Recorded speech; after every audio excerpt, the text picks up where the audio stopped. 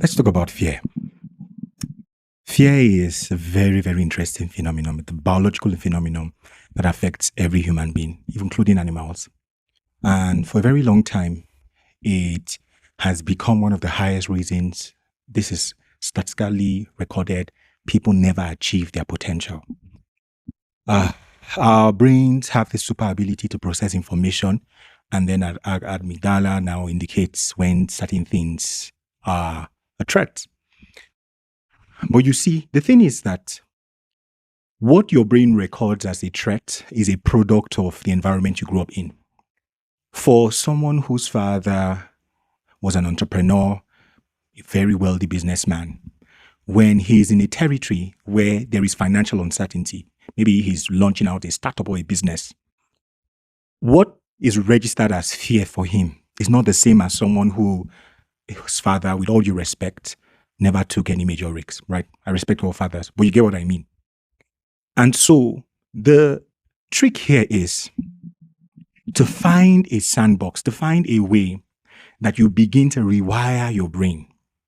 Now, of course, there are certain things that, biologically speaking, they should remain a fear response. If you see a snake, for example, you need to have a way that you respond, or if you're shooting somewhere, whatever. But I'm speaking particularly to the kind of fear and anxiety that's hindered builders, that's hindered people with amazing ideas. Have you ever, maybe you were going through a comment section on a very intriguing invention someone is talking about, and you see a few comments saying, I had this idea last year, or I had this idea 2 years ago. I bet that if you ask most of those people why they did not launch out with that idea, their top 3 response, maybe their first, would be fear. And many things. They don't want to leave their job, financial uncertainty, fear of failure, several things. In my opinion, there are a lot of people in graveyards that had solutions. I believe that there are solutions in healthcare in different aspects of life that would have helped people, made their lives better by far. I believe that, with all due respect, we might have even had better leaders. I think we might have had better leaders, like in any country at all. But there are people who, they are scared, they are anxious, right? And so, with all due respect to everyone, really, sometimes we don't have the best of the best in certain positions because they are qualified. Sometimes it's because those people have found a way to overcome fears. They have found a way to embrace courage. So let's look at it this way.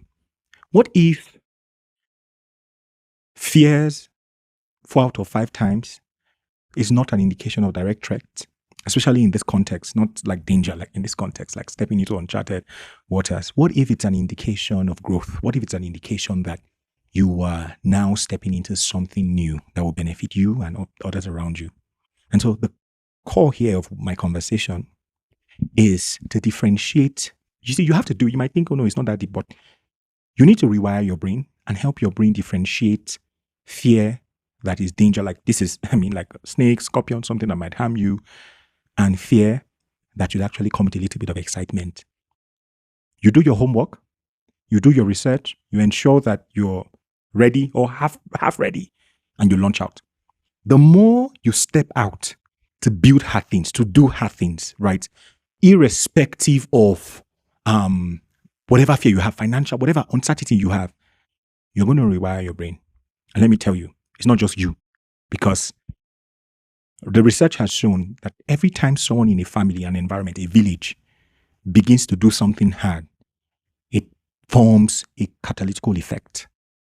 So this is not even about money, really. Money is important, right? It's not even about being popular or being famous, right? This is about ensuring that the biological engineering your brain has, which is good, right, to help you discover threats and etc. in your environment, should not be a limitation to not just you, but your entire village. And village in this context is your community.